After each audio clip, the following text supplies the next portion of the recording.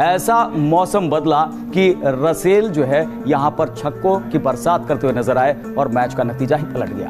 Andre Russell ने कल अकेले ही विराट की टीम को हरा दिया। सिर्फ 13 गेंदों पर 48 रन बनाकर आंद्रे रसेल ने विराट से जीत छीन ली। साल 2017 में आईपीएल के शुरू होने से ठीक पहले पावर हिटर बल्लेबाज आंद्रे रसेल पर 1 साल के लिए डोमेस्टिक और इंटरनेशनल क्रिकेट में बैन लगा दिया जाता है।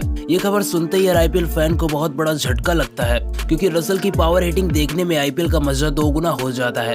धीरे धीरे लोग इस खबर को भूल जाते हैं और ठीक 1 साल बाद 2018 में आंद्रे रसेल की वापसी होती है। आईपीएल 2018 के पूरे सीजन में रसेल का बल्ला खामोश रहा। लोगों ने मान लिया था कि अब आंद्रे रसेल का करियर धीरे धीरे खत्म हो रहा है।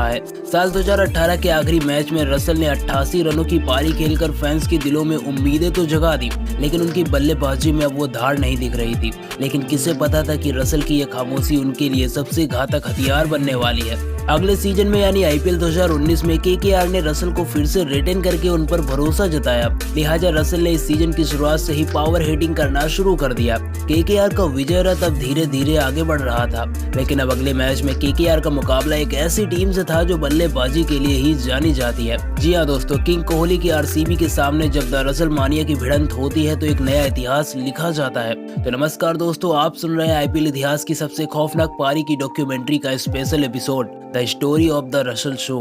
5 अप्रैल 2019 केकेआर और आरसीबी की टीमें आमने सामने थीं।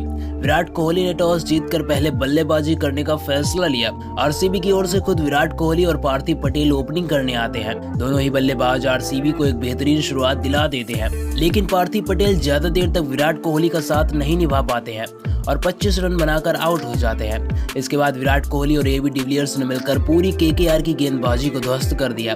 65 गेंदों में 108 रनों की तूफानी पार्टनरशिप करके दोनों ही बल्लेबाजों ने आरसीबी का स्कोर मजबूत कर दिया। विराट कोहली ने इस मैच में 84 तो वहीं एबी डिविलियर्स ने इस मैच में 63 रनों की पारी खेली। आरसीबी की टीम ने इस मैच में 205 रन बना लिए थे। अब जीत के लिए केकेआर को 20 ओवर में 206 रनों का पहाड़ चढ़ना था।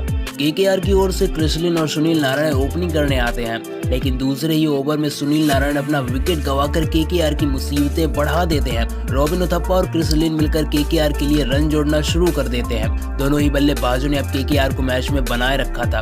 10 ओवर में केकेआर की टीम अपने 100 रन पूरे कर चुकी थी, लेकिन इसके बाद बैक टू बैक केकेआर के सेट बैट्समैन रॉबिन उथप्पा और क्रिसलिन अपना विकेट गंवा देते हैं। केकेआर जो तीव्र गति से रन बना रही थी, अब उसका रन रेट लगातार स्लो हो रहा था। रिक्वायर्ड रन रेट लगातार बढ़ रहा था। 17वें ओवर में केकेआर 153 रन पर अपने 5 विकेट गंवा चुकी थी। जीत के लिए अभी भी 3 ओवर में 53 रनों की दरकार थी।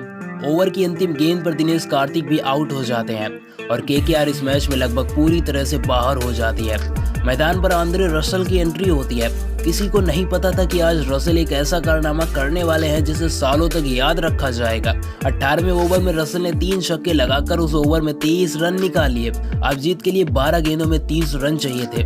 मुकाबला अभी भी किसी और जा सकता था, लेकिन द रसेल शो के आगे सभी आंकड़े फेल हो जाते हैं। 19वें ओवर की पहली ही गेंद पर शुभमन गिल ने सिंगल लेकर स्ट्राइक फिर से पावर हिटर आंद्रे रसेल को दे दी।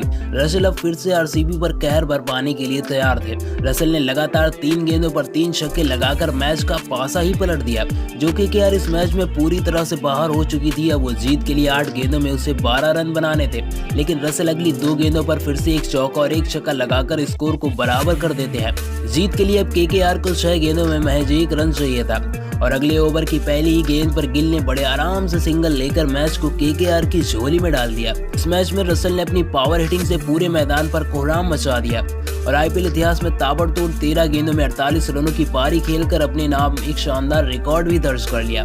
तो दोस्तों, अगर आपको भी रसेल की बैटिंग पसंद आती है तो इस वीडियो को लाइक करना ना भूलें। साथ ही ऐसी वीडियो अगर आपको आगे भी देखनी है तो इस चैनल को फटाफट से अभी से सब्सक्राइब भी कर लें।